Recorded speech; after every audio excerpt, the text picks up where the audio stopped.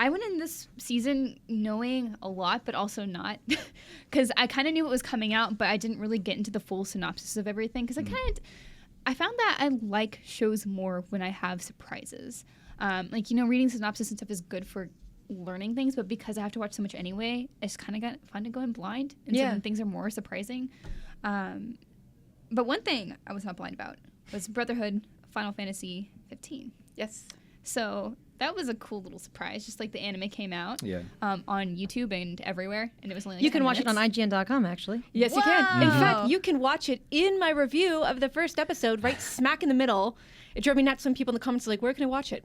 Scroll back up. See that big giant video in the middle of the review? Click on that. It's really pretty. It's really pretty. So Also, it's done by got some A1 good Productions. hamburgers. It's got some good husbando. Ooh, yes. Ooh, those abs though. So when I was at the event, and we had the Gladiolus abs section. So like some girls were cheering for Prompto, and I was like, it's all about the man with the abs, the adult. I'm all about gorgeous the man. boy with the hair. Yeah. That's always my pick, is the boy with the hair. The boy with the hair, the boy with the abs. But anyway, so it is a very pretty anime. It's done by A1 Productions, and you would know them from Sword Art Online and Your Lie in April. So you knew, if nothing else, this is going to be a pretty anime. And it's very short, easy to watch. Yep. So, yes, if you want to know what I gave it, go to IGN.com on all of our apps, including i4, PS4, Xbox, etc., etc. Yeah, so then while you read the review, then you can watch the show right there, because it's been embedded. What did you guys think of it, though? I liked it. I think it was like just a nice little introduction to like what we're gonna get from the show. Do you remember how this fits in like to the game? Like Yes. where it fits in relevance to it? Because This is sort of, I assume, towards the beginning. They just left Noctis's kingdom.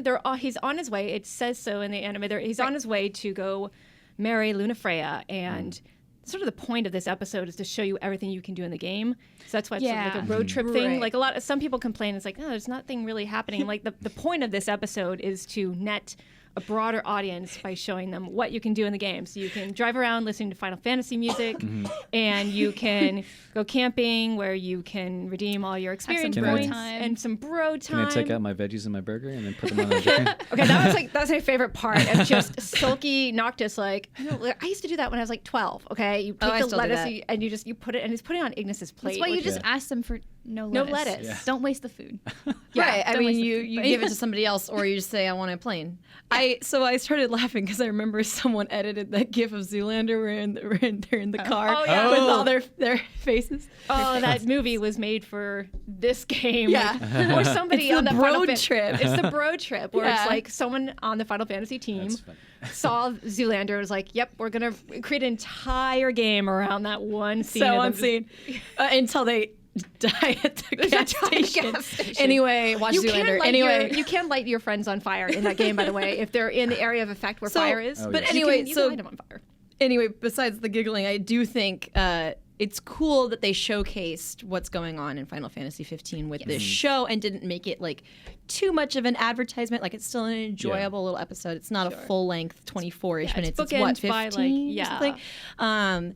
So I thought that was well done, and it's bookended by sort of like this very tense moment where Right. Noctis is about to get killed by a monster, and then he sees the monster at the end. So you kind of want to keep watching to see what happens. Right. For sure. That was cool. So it's also kind of weird because this is a prequel story. Like, it is listed as a prequel. It's gonna be 6 episodes. They're all 10 minutes each. So you get like a whole hour of a prequel, but at the same time, I feel like this would be a part we'd want to play in the game. So I wonder how that'll like affect that, or if it's just kind It's of actually tied also into the Platinum demo.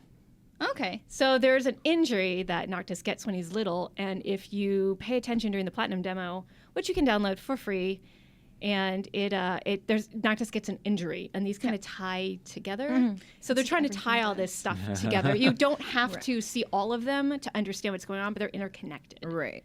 So Yeah, I wonder what kind of edge we'll get by watching this before playing the game. But Yeah. I guess we'll see. I don't know. It's still fun, like regardless if you're gonna play it or not. I think it's just a little it's just a nice little anime, if Little nothing bit. else. It's Yeah. pretty.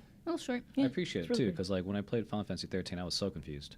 So hopefully, with Don't get me this one- started on 13. Hopefully, this one I, helps out. I've never played a Final Fantasy, so I've only played Type 0, So No, I mean it's good. I like that game, but that is not where to start. I know. because So it's a PSP that- game that got ported. That's the reason. That's the reason I never played one, is because I never knew where to it's start. the same here. Like I played Type 0 for work, and I was like, I don't know where to start. So many I numbers. always tell people the easiest one to start with is Final Fantasy X.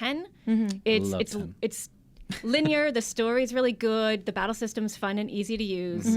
I would go with 10 and work your way from there. That's a Right. good starting point for people who are like, where do I start? There are 15 I think so, main too. ones and a bunch of spin-offs. And then a bunch of spin-offs. So, but I do like that they're kind of, like, for me, the fact that they're doing this like prequel, kind of easing you into the game, kind of like, okay, cool. As someone who loves JRPGs, loves Yeah. RPGs in general, who's never played a Final Fantasy because I'm young or something, and I feel like that's a major. Well, that's not why I said played that. Final Fantasy 1 when it actually came out, people. You're beautiful and amazing. Thank And your you. knowledge is valuable.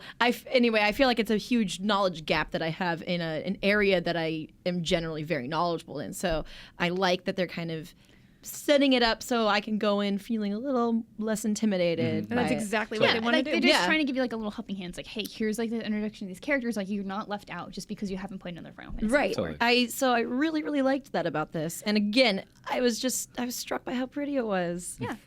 So guys, be sure to check out Megan's review on IGN.com and watch the episode in the review. So that's really cool. Whoa. And let us know what you guys think about it.